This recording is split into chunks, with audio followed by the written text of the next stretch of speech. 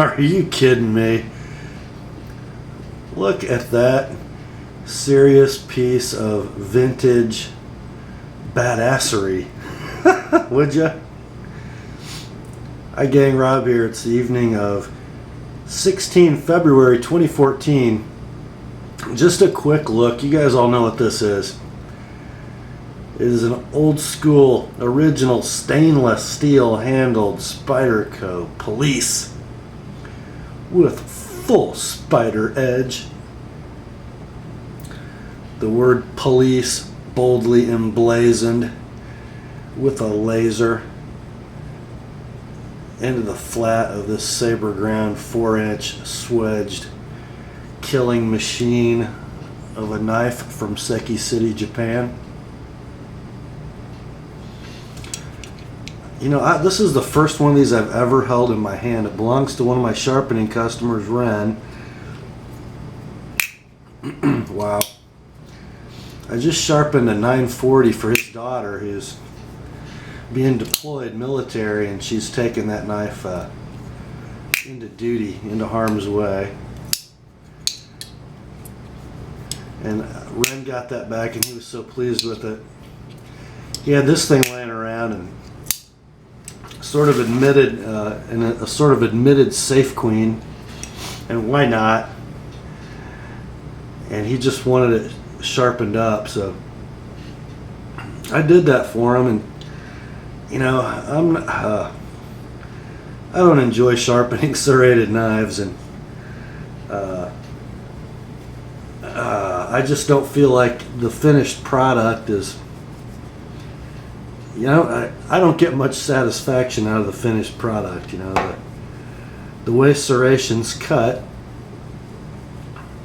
just doesn't give me the same kind of sense of satisfaction when I'm done as a really sharp plain edge does.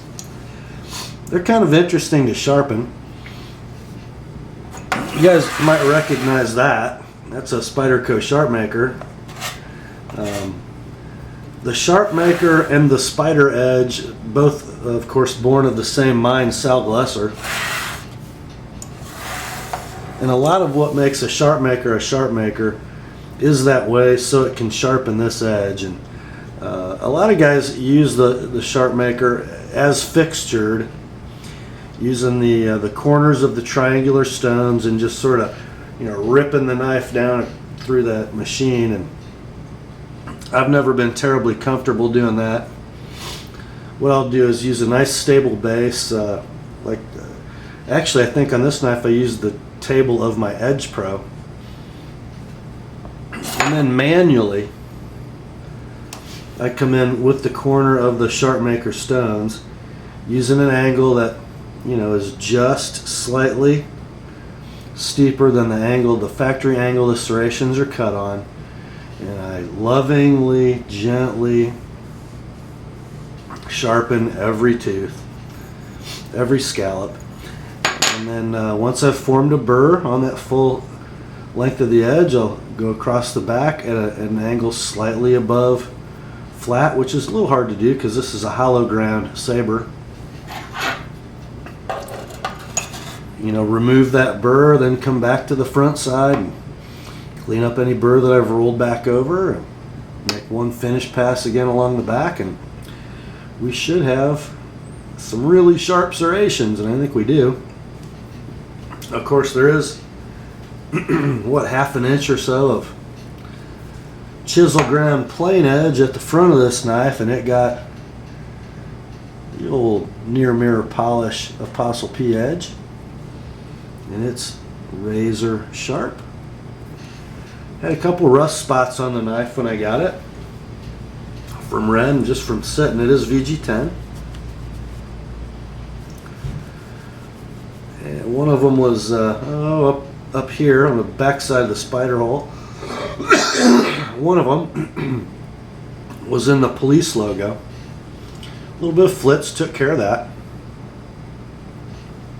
I just thought you guys would like to see it and also to hear it.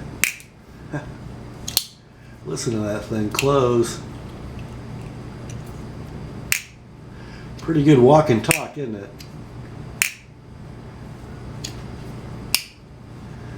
It is a little slippery, that stainless handle. Tell you what, you better have a hold of it.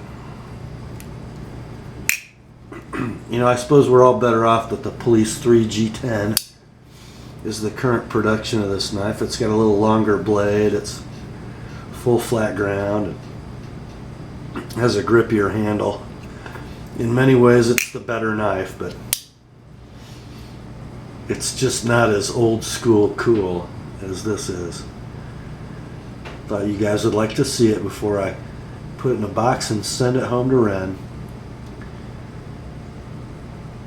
So have a good night, guys. Grace to you and peace from God our Father and the Lord Jesus Christ. And remember, the Word and Ren's Spyderedge police are sharp.